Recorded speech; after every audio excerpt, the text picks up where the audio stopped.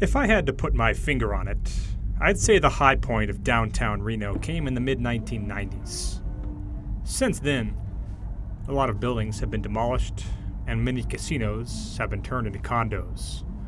So a Saturday night drive down Virginia, Sierra, and Center Streets is no longer what it once was. And for that matter, neither is my life. Recent months have been the most mentally difficult period I've ever had to experience, with the time I've spent with my son being a brief reprieve.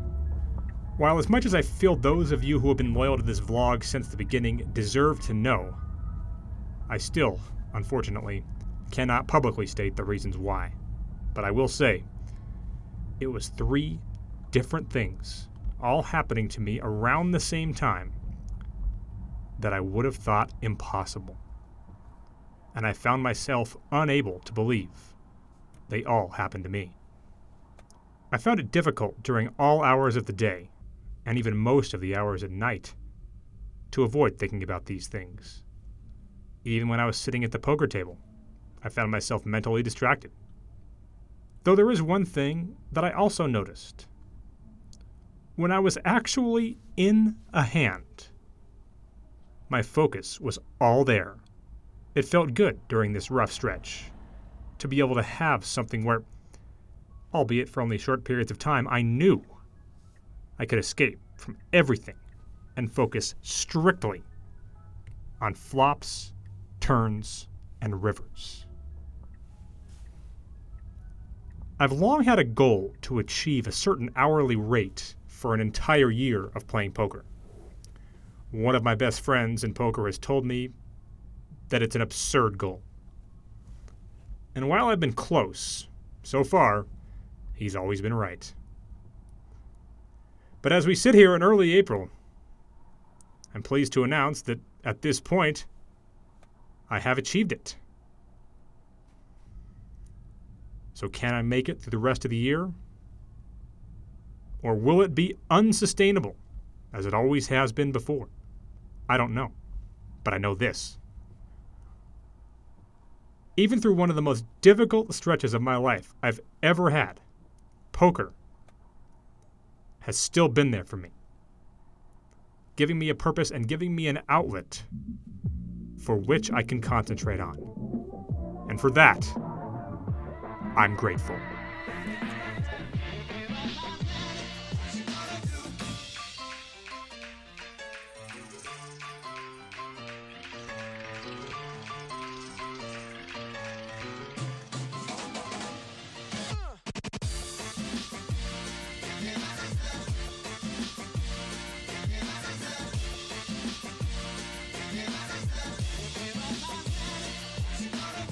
And welcome back. It is vlog number 111. We are at Peppermill. Thank you for joining me. If you haven't already, go ahead and hit us up on Poker Bros. A lot of you already have. I'm actually incredibly surprised, pleasantly so, by the turnout that we've had there. The group's name is High Society, and I highly recommend jumping in. It's not going to be like your main source of poker income, obviously, but it's a good way to improve your game when you have downtime here and there, and you can play all the different variants. Poker Bros, High Society, link in the description below. Use my referral code. Now, obviously, a lot of work to do. I feel that, well, I just have to admit the fact that I've been bad in the big pots.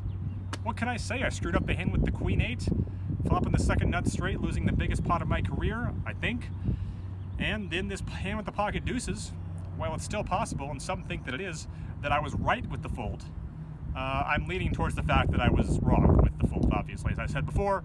So I don't know what it is. Maybe I'm just thinking about the wrong things, but obviously I have not done well in big pots of late, so I need to change that. Let's hope that goes well here today.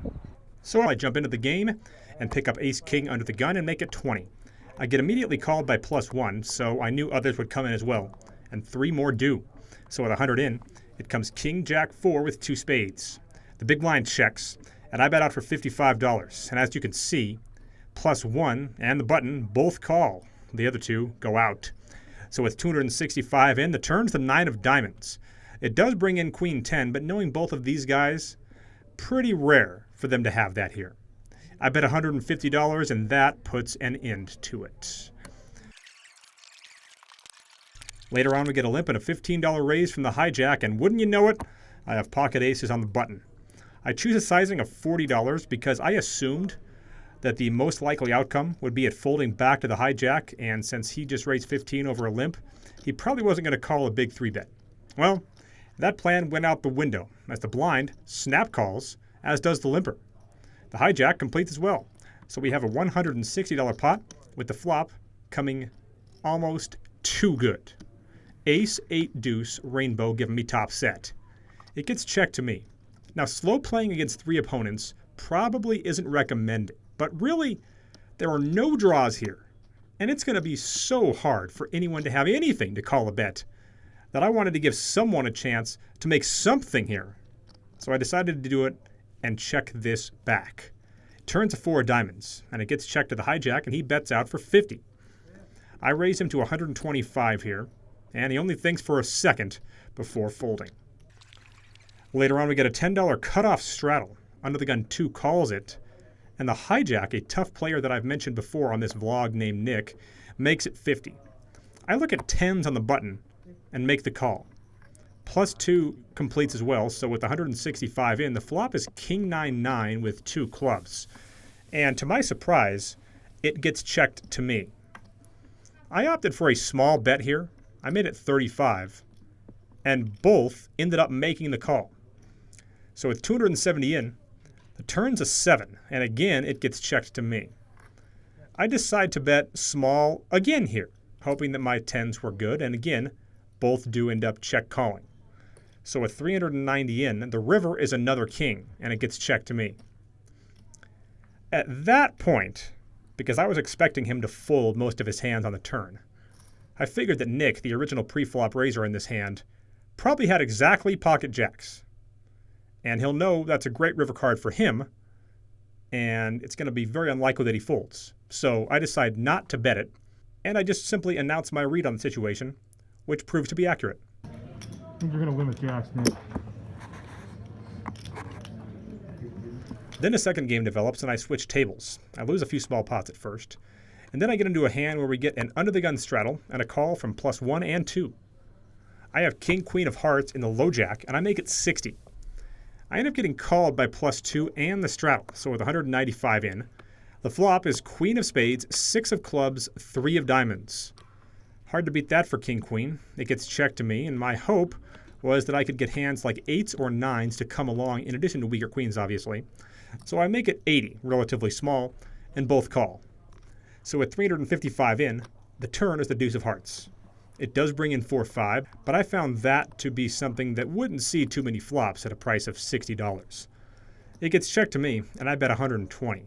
And this time only +2, a woman who I've never seen before, makes the call. So with 595 in, the river is another deuce, and she checks. At this point, I thought that my read on her having a hand like 8s or 9s made a hell of a lot of sense, and I bet accordingly. I make it 125, and she calls. I show my hand, and I'm good. I didn't get a chance to see hers, but my sense was if she had a queen, she would have showed it. Then later on, we get a limp from +2, and I pick up 6s in the cutoff and over limp. The big blind raises to 20, and the limper calls, as do I. So the flop comes 9-6-3 with 2 clubs, giving me mill set. The big blind checks, and +2 bets out for 35. Now he has $335 left, so I wanted to build the pot right here. I raise $85 more, and there is not a single hand that he'd ever bet with that he'd fold to a raise from me. So he calls, and with 225 in, the turn is the queen of clubs, bringing in the front door flush draw. Now he bets out for 100, which obviously I hate, but at the same time, I think folding a set here is pretty weak. So I call, and with 425 in, the river is an offsuit ace, and he goes all in for 135. My hope, obviously, was that he had ace-9 here, but deep down, I didn't feel that he did. It was going to cost me 135 to win 560, and even though my read on the situation was that he probably had a flush, I opted to call given the price.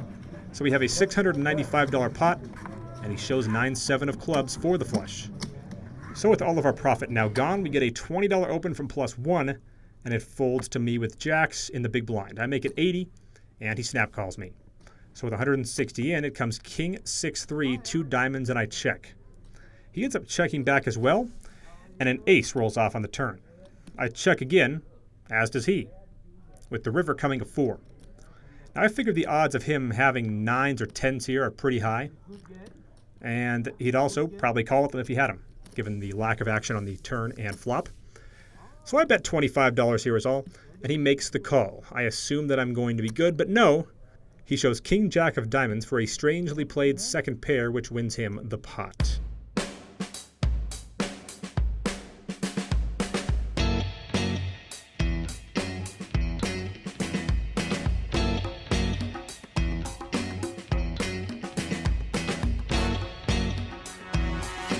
Alright, I ended up having to wrap this vlog up the day after I shot it due to death of battery.